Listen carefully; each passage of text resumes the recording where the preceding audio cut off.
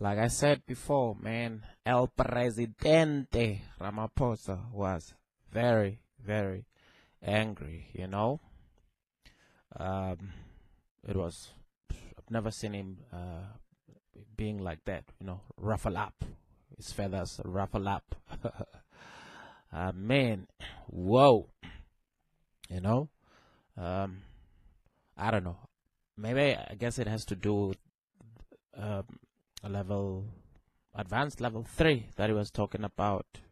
Who knows? Next time we're gonna be on advanced level 3.3, then we'll go to level 2. Before you know it, on advanced level 2. Before you know it, on advanced level 2, 2.0. Then we go to advanced. We go to level 1, and then we go to advanced level 1, and then we go to level 1.3, you know. So yeah, frustration is showing, and you can see the tactics that he was using. If you pressure him a little bit and say you go to court, like the health and beauty industry, say, hey, in 4 days we're going to court, file up the papers. Then you see him on TV announcing that I'm going to be opening up the health and beauty industry, you know. You say, hey, we're going to court because we want to sell booze. Hey, you see him in a couple of days again making announcement. I'm going to be opening up the liquor industry for them to do business. For your response. However, in your response, I recall about a year ago when I asked you the question, you said it was a very refreshing idea. I hope the impact of the COVID-19 pandemic has not made this idea disappear into the ICU and eventually disappear altogether. I continue to see it as a refreshing idea. It is still refreshing, and it is an idea that I think we should, yes, keep on the table. So hopefully the idea will remain fresh also in your mind, as it will remain fresh in my own mind, and not in ICU. Can you tell me how many ANC councillors have been arrested for food parcel manipulation during the course of the COVID crisis? There is a saying, charity begins at home. What action have you taken as a leader of your party? I will take a rain check on that one, because the information of food parcel misdemeanors is in the process of being put together. We cannot continue having an economy that so excludes the majority of the people and believe that we can grow the economy. I've often said, Honorable Groenewald, our economy actually is a damaged economy because it is not utilizing all the resources. It cannot be. And the only way we can is to bring Black people into the mainstream of the economy. And because they were deliberately excluded through laws, through policies, through conventions and practices, we've got to ensure that we implement the provisions of our Constitution. And the Constitution says in order for us to attain equality, we've got to have legislative measures that will enable us to do precisely that. So BEE is here to stay. We must bring Black people into the economy of our country. Otherwise, we will continue having an economy that continues to misfire. You cannot have an economic situation where the majority of the people are excluded, they don't have ownership, they don't have control, they don't even have management. It should be a shame on those who have always held power and ownership that we still have a situation like this. Affirmative action as well is the policy of the government, and it will continue. We have extended a hand that on land reform, our constitutional committee, the parliamentary committee, must proceed to finalize the work that they are doing. We want to see that committee reappointed so that it finalizes. And once it finalizes that, we will all be very clear on the issue of the expropriation of land without compensation. We will also be clear on how it is going to be done and how it is going to be effected. I think as South Africans, we must accept that we've got to change. Because if we do not do so, it is those who have been excluded from the economy of our country who are going to respond. And then all could be lost. And then there was Kenneth Meshoe of the Christian Party, the ACDP, up there. And he was ambitious and bold in asking the question, can the Honorable President please inform the nation who has the final say in terms of preparedness in the workplace and schools, and who has the final say to move the lockdown from one level to the other and ultimately to end the lockdown altogether? Does the World Health Organization have a say in that decision? I thank you. Mr. President, who is in charge of taking down our levels from 5, 4, 3, 2 to 1? Is it the World Health Organization? Who is in charge of the Republic of South Africa? And President Ramaphosa had to answer the question, you know. Hey, the cabinet is responsible for that. The buck stops with us. We listen to all medical professionals, scientists, World Health Organization.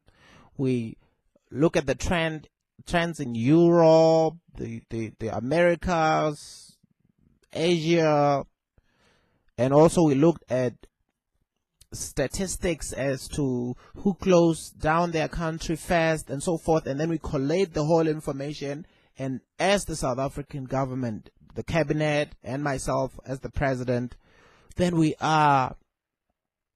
then take a decision about what we should do in terms of the levels. Yes, we as the South African government are in charge, answering Mr. Kenneth Meshoe. Amen.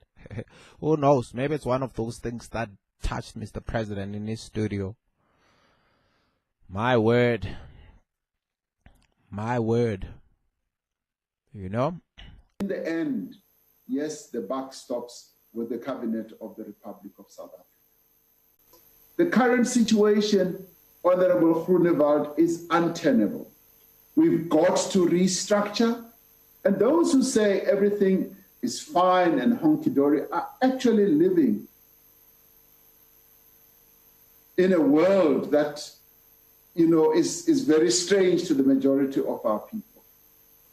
What I would have wanted to hear from Honorable Groenewald is for Honorable Groenewald and his ilk coming forward and saying, like many others are doing, and saying, we realize that we've got a historic problem. Apartheid excluded the majority of Black South Africans from land ownership, from ownership in the economy. This is what we think we should do. I would have preferred for them to come forward with proposals rather than come forward with barriers, impediments, problems. We want solutions, and our people have been patient forever and in a day. and they've been waiting for solutions. And I'm saying, Honorable Groenewald, let us work together. Not sham solutions, but real solutions that are going to be impactful on the livelihoods of our people. How do we get an inclusive economy should be what preoccupies you in your mind and in everything you do, rather than let us continue holding on to the privileges that white people have always had in this country. Everybody wants to be privileged. And the past dispensation that we had in this country, which gave privileges to white people, is not sustainable. It has actually served this country very, very badly. Our economy is where it is today because this country in the past focused on just a few and giving privileges to a few people and not advancing privileges to all. And the sharing was just a few people who shared. And we say the only way to move forward, and Honorable Groenewald, that's where the world is going today. The world is saying, let's have inclusive growth. Let us have growth that will advance everybody's interest, because it has been seen that where you are actually partial and just look after the sectional interests of a few, your country never moves forward. Now, we want South Africa to move forward, and the only way to do so is with inclusive growth on everything, on land, on ownership of companies, on everything. We must be inclusive. Our country has a few financial institutions. Many other countries have a plethora of either banks or financial institutions. We have 4 or 5 banking institutions. If one refuses you funding, you go to the next one, they refuse, you all find that they all refuse. As regards an economic indaba, in the end, there's nothing wrong in getting a number of key players in our economy to sit together in an economic indaba, where we would be able to exchange views and thoughts on the economic trajectory that our country should embark upon. But it should also be an economic indaba that will come up with solutions and not come up with complaints, lamentations. It should be one that focuses on the trajectory we should embark on going forward. Many people keep saying we are sick and tired of talk shops. And indeed, to a large extent, they are absolutely correct. So whilst one broadly accepts it, we should not revert back to having endless talk shops. And where we have lamentations, we should be action-oriented. And that is why I responded to the earlier question as I did, that let us come forward with solutions. No longer fears, no longer doubts, no longer problems, impediments. Let us all realize that we've got a challenge. We must all come forward with ideas that will take the country forward. But my view would be it should all be premised on putting practical solutions on the table rather than lamentations, impediments on the table. It would be on that basis that I would be supportive of Honorable Olomisa's idea.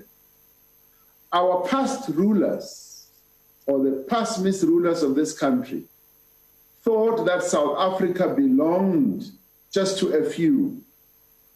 Up till today, 72% of farmland and agricultural holdings belongs to white people.